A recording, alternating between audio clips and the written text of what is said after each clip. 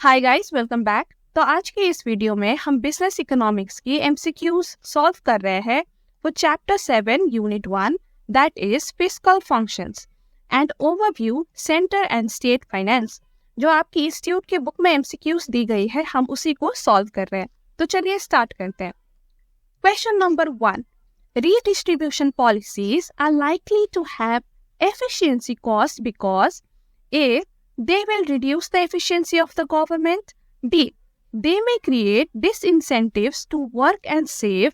C. Governments have to forego taxes. या फिर D.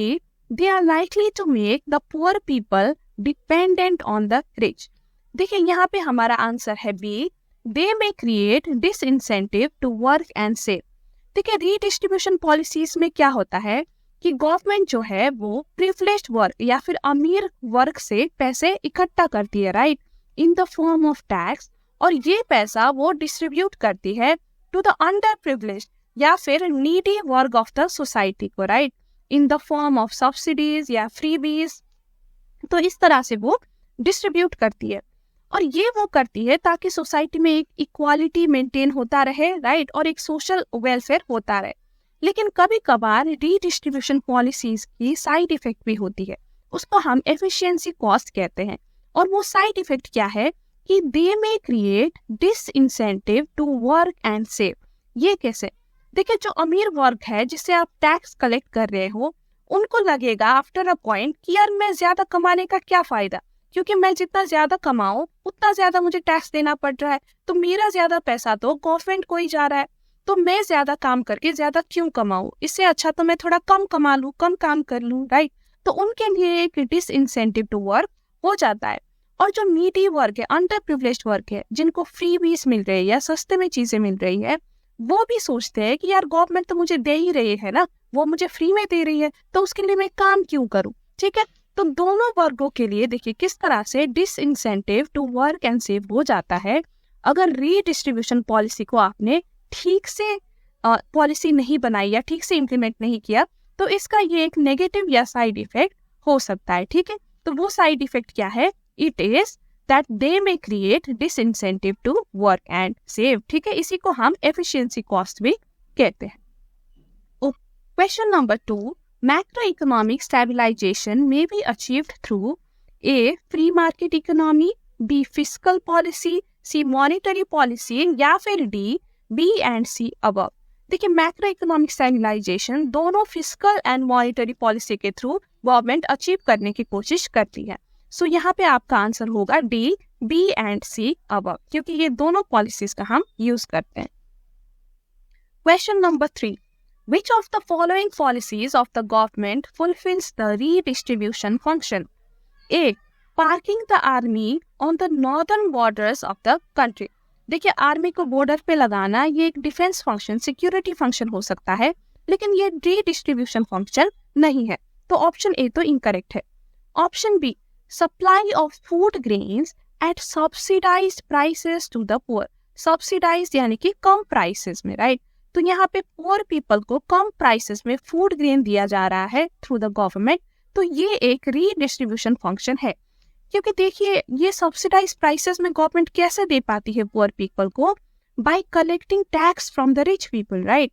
जो टैक्स दे सकते हैं उनसे टैक्स कलेक्ट करती है, और वो पैसा गवर्नमेंट यूज करती है पुअर पीपल को सब्सिडाइज्ड प्राइसेस में खाना देने के लिए। तो देखिए एक वर्ग से पैसा इकट्ठा करके आप दूसरे वर्ग को, अंडर प्रिविलेज नीडी वर्ग को आप मदद कर रहे हो। सो ये एक प्रॉपर रीडिस्ट्रीब्यूशन फंक्शन है।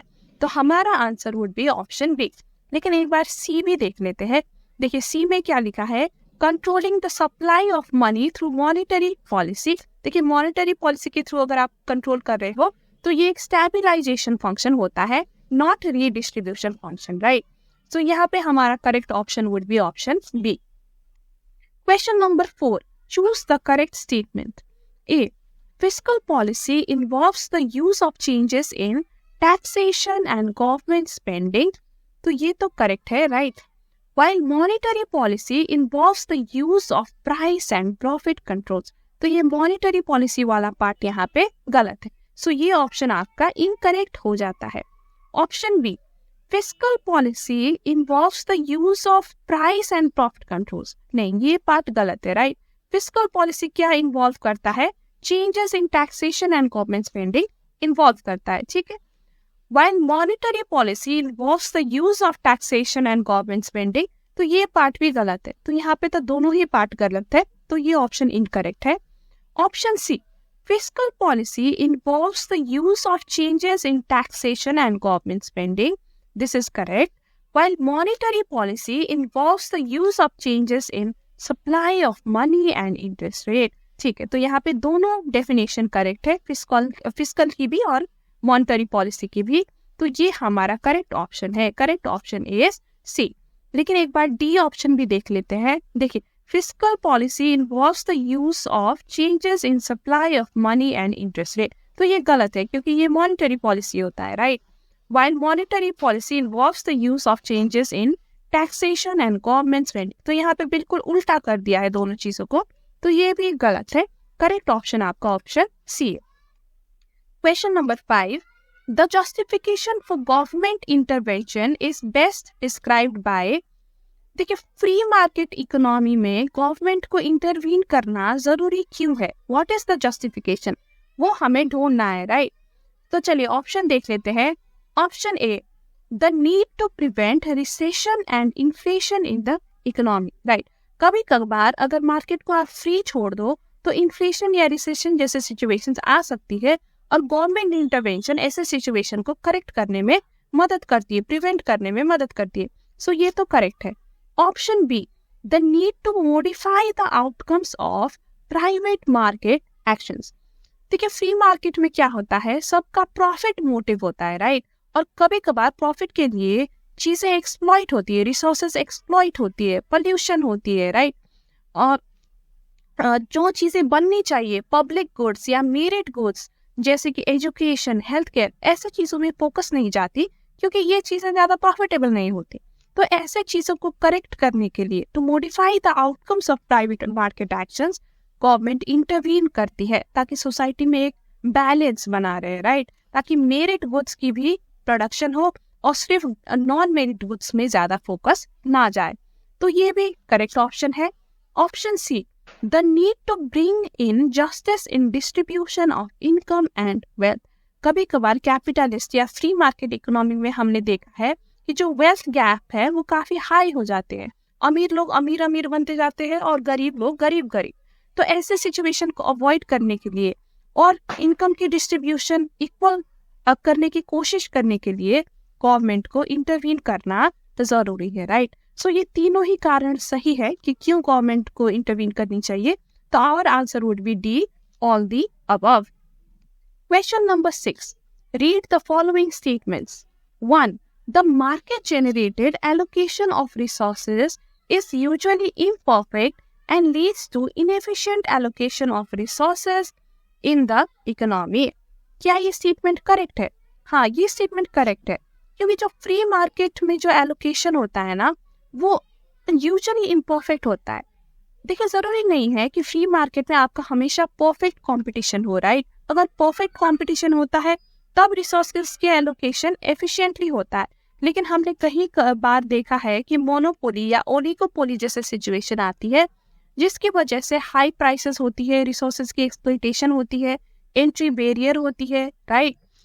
और देखिए, मार्केट जनरेटेड एलोकेशन में और दूसरी प्रॉब्लम ये है कि सिर्फ प्रॉफिट ओरिएंटेड गुड्स बनाई जाती है, लेकिन जो पब्लिक गुड्स है, मेरिट गुड्स है, उनमें ज्यादा फोकस भी नहीं जाता, राइट। तो रिसोर्सेज की जो एलोकेशन है वो यहाँ पे इम्परफेक्ट होती है, इनएफिशिएंट होती है मोस्ट ऑफ द टाइम, ठीक है।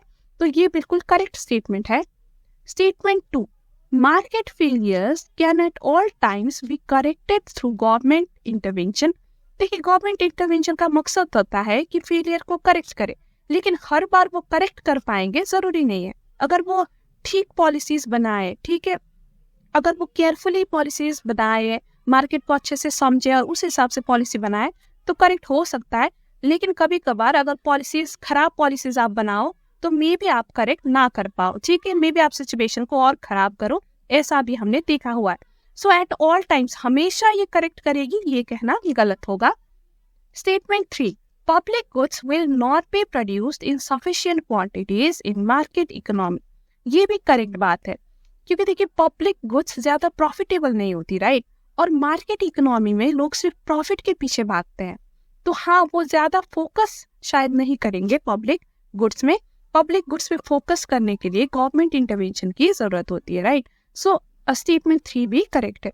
सो देखिए हमारा कौन कौन सा स्टेटमेंट करेक्ट है? स्टेटमेंट 1 करेक्ट है एंड 3 करेक्ट है, राइट? 2 सेकंड स्टेटमेंट इनकरेक्ट है. तो चलिए अब ऑप्शंस पढ़ लेते हैं. Of the 3 statements above, A 1, 2 and 3 are correct. क्या तीनों ही करेक्ट है? नहीं. 1 and 3 are correct, right? 1 and 3 are correct, right? So option B would be our correct option. Question number 7. When a government offers unemployment benefits and also resorts to progressive taxation, which function does it seem to fulfill? A. It is trying to establish stability in the economy. B. It is trying to redistribute income and wealth. C. It is trying to allocate resources to the most efficient use. या फिर D. It is creating a source of market failure. देखिए जब government unemployment benefits provide करती है, यानी कि जो unprivileged वर्ग है, जो सफर कर रहे हैं, राइट, जो नीडी वर्ग है, उनको ये ऑफर बेनिफिट्स ऑफर कर रहे हैं. और बेनिफिट्स ये कैसे ऑफर कर रहे हैं? By taxing the rich people. Progressive taxation, यानी कि आपका जितना ज्यादा इनकम, जितना ज्यादा वेल्थ, उतना ज्यादा आपको टैक्स देना पड़ रहा है, राइट? तो देखिए अमीर लोगों से टैक्स लेके जो अनएम्प्लॉयमेंट है, जिनको रोजगार जो नहीं ले पा रहे रोजगार, राइट, उनको बेनिफिट यहाँ पे प्रोवाइड कर रही है. तो एक वर्ग से दूसरे वर्ग को इनकम यहाँ पे रीडिस्ट्रीब्यूट हो रहा है. So correct option would be B. It is trying to redistribute income and wealth. Question number 8. Government of Emilian land decides to provide most modern road infrastructure throughout the nation. This can be classified as distribution function, allocation function, stabilization function या फिर none of the above. देखिए ये government यहाँ पे क्या कर रही है? ये रोड इंफ्रास्ट्रक्चर बना रही है, राइट? यानी कि ये पब्लिक गुड बना रही है. रोड इंफ्रास्ट्रक्चर से सारी जनता की फायदा होती है, राइट? पूरी पब्लिक की फायदा होती है. तो यहाँ पे ये government efficient allocation of resources कर रही है in public goods as well. So ये आता है allocation function के अंतर्गत. Question number 9. Which function does the government perform when it provides transfer payment to offer support to the underprivileged? देखिए underprivileged वर्ग को अगर ये पेमेंट प्रोवाइड कर रही है गवर्नमेंट फंड्स के थ्रू, तो ये अपने फंड को डिस्ट्रीब्यूट कर रही है, राइट? तो ये आता है डिस्ट्रीब्यूशन फंक्शन के अंतर्गत. Question number 10. Which of the following is true in respect of center and state government finances? A. The center can tax agriculture income and mineral rights. नहीं, ये इनकरेक्ट है. देखिए agriculture income and mineral rights ये state government के jurisdiction के अंदर आता है, not centre. Okay. B. Finance commission recommends distribution of taxes between centre and states. ये सही है, क्योंकि फाइनेंस कमीशन इसी पर्पस के लिए बनाया गया है ताकि ये रिकमेंड कर सके how to distribute taxes between centre and state.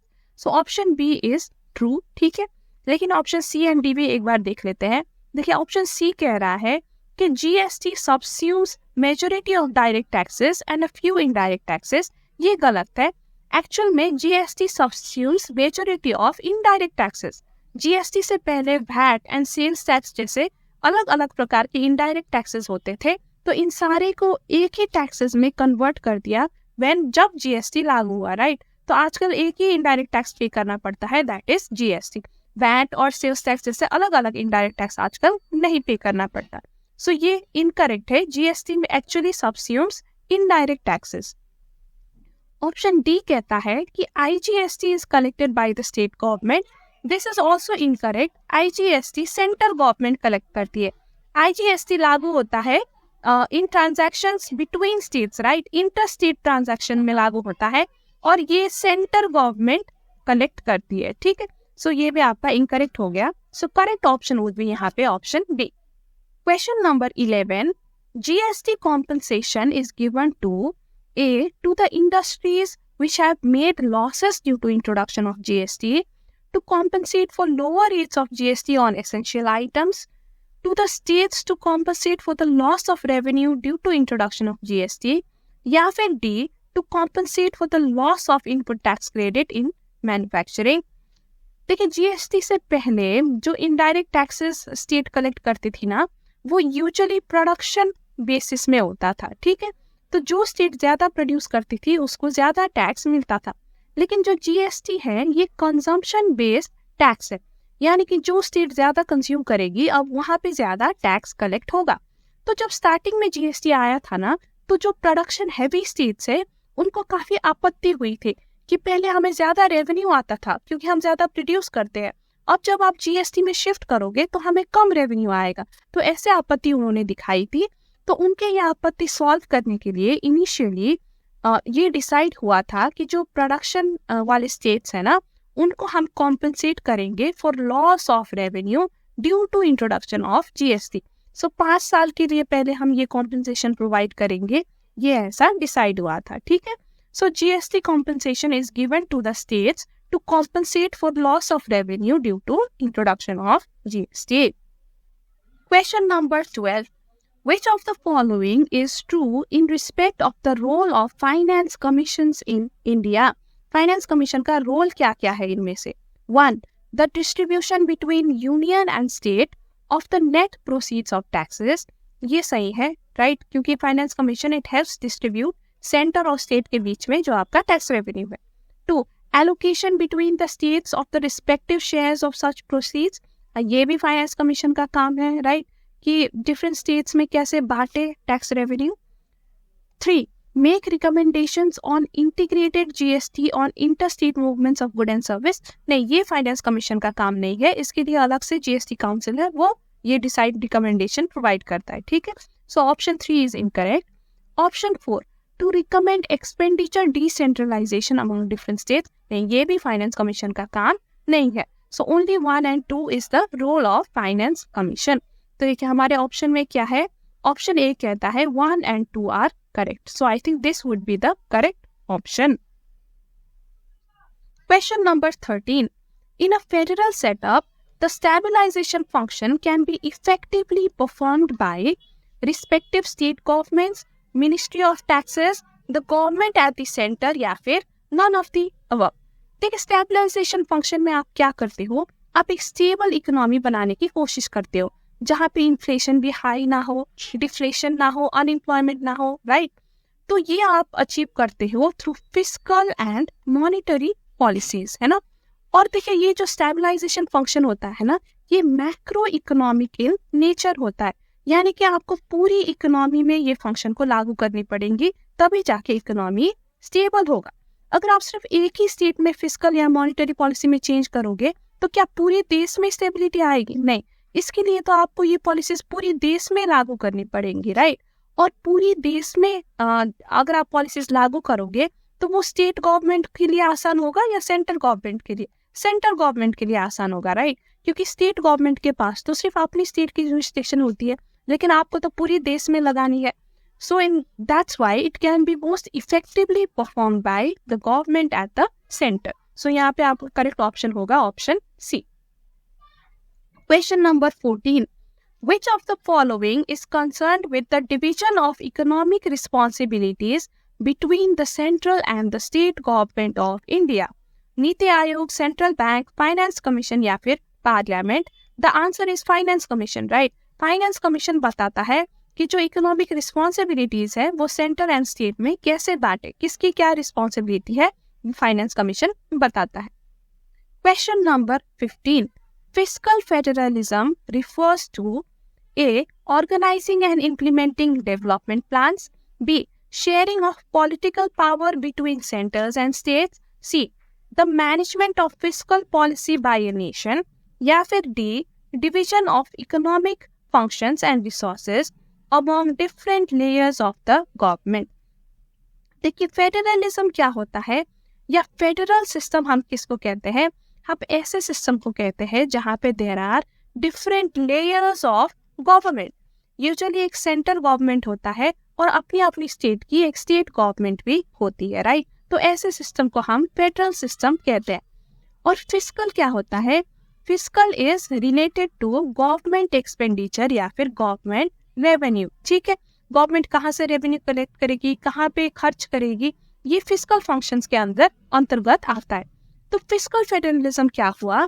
Fiscal federalism basically बताता है कि जो गवर्नमेंट एक्सपेंडिचर एंड रेवेन्यू है या फिर जो गवर्नमेंट की इकोनॉमिक फंक्शन है वो वेरियस लेयर्स ऑफ गवर्नमेंट में कैसे डिवाइड करे, यानी कि सेंटर एंड स्टेट गवर्नमेंट के बीच कैसे डिवाइड करे, ठीक है। सो यहाँ पे हमारा करेक्ट आंसर होगा D, the division of economic functions and resources among different layers of the government. Question number 16. Which one of the following taxes is levied by the state government only? Corporation tax, wealth tax, income tax या फिर none of the above. देखिए ये तीनों ही tax central government लागू करती है, ठीक है। It is levied by centre and not the state. So हमारा आंसर होगा none of the above. Question number 17. The percentage of share of states in the central taxes for the period 2021 to 2026 recommended by the 15th Finance Commission is 38%, 41%, 42%, या Commission has not submitted its reports। देखिए जो 15th Finance Commission है उसने recommend किया है 41%, ठीक है। The share of states in central taxes should be 41% as per the 15th Finance Commission. So our answer is option B. Question number 18. Which of the following is not a criteria for determining distribution of central taxes among the states for 2021 to 2026 period?